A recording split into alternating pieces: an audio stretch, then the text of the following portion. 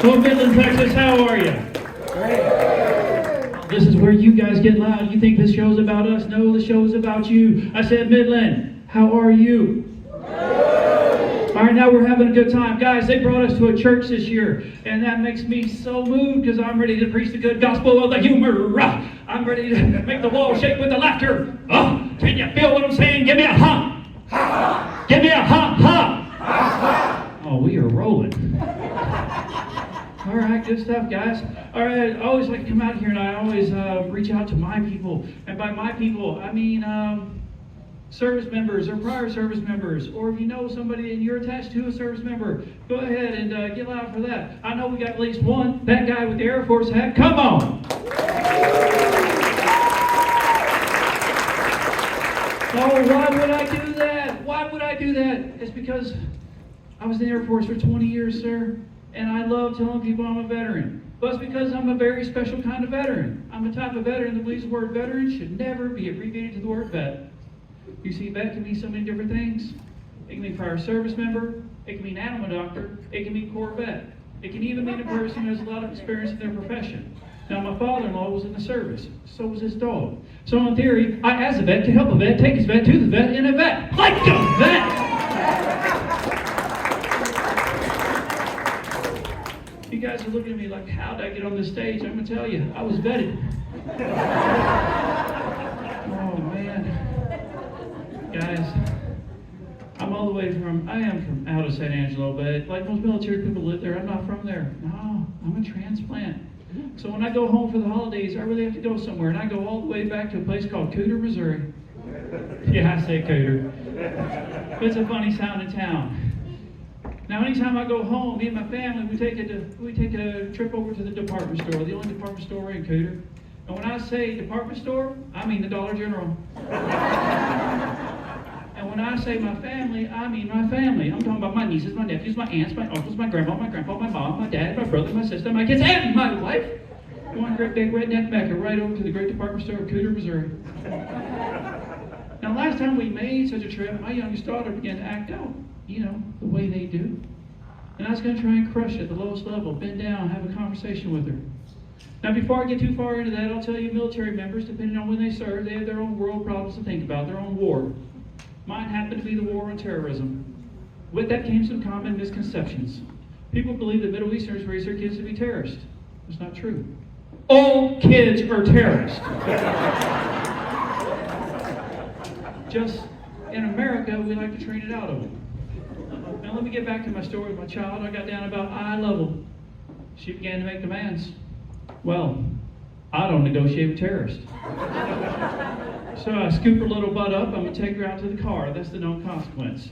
She doesn't want this, so she's fighting me a little bit. So like any good dad would, I threw her over my shoulder and I quickened my pace.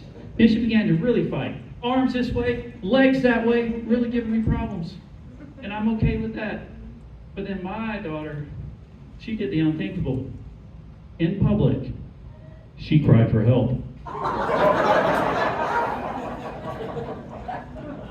Dramatically, too. She's all, help me, help me, help me, help me, help me. Now, I want you to think about this, ladies and gentlemen. I'm a middle-aged man. You're a small community. You don't know me. I'm darn near running for the door with a small child draped over my shoulder, kicking and flailing, fighting for his life, talking about, help me, help me. Man, in Texas, I'd have been shot. I couldn't get out of that place quick enough.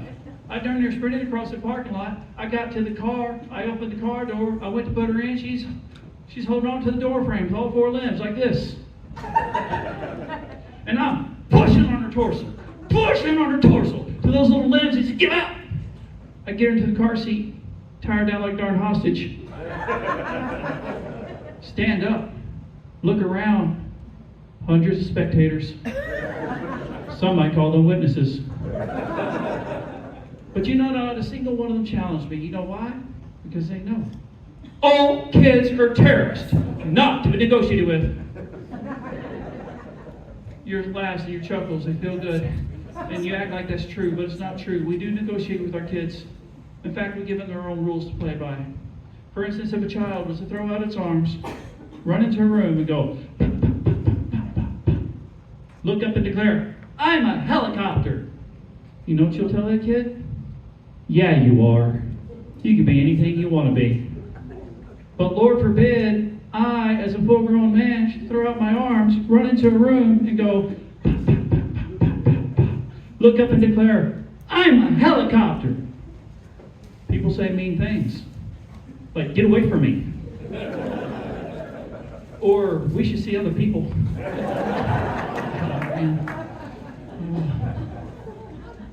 Well, let's get off that for a second, though. I think what I want to know is, who here has kids? Well, get loud. Actually, you know what? We'll back it up. I'll be more nosy. I asked you about the military. I want to know who here is married. So we're going to do a status check. If you're single, show me where you're at. Get loud.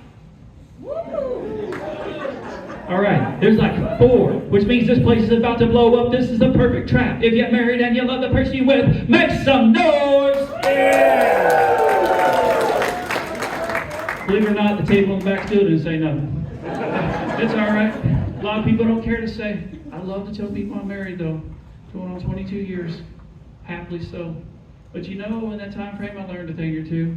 For instance, did you know that married people have different nicknames than single people? You see, I'm not sweetie. I'm not honey. I'm not baby. I'm not babe. Now, my wife, she calls me somebody. It's nice. Of course, she never says it directly to me. She'll walk into an empty room and declare, somebody mow the lawn. Or somebody should do the dishes. Or maybe somebody's going to change that baby's diaper. That's all right. I do it all. I'd like to say it's out of love, but it might be more true to say it's out of fear. Send help. Oh, let's get past that, though. Now we've done that. I want to know, we're going to do this. If you have kids, guys, I want you to get loud. Same game. I want you to give me a round of applause if you have children. Me too. Now let's see it. Same game. Round of applause if you like to embarrass those kids. This is real, man. I'll tell you, I have my favorite way of embarrassing the kids. Guys, use slang. Because if you're old enough to have kids or old enough to be embarrassed by you, you're too young to use, or you're too old to use slang. And it's a shame because we've collected it all of our lives.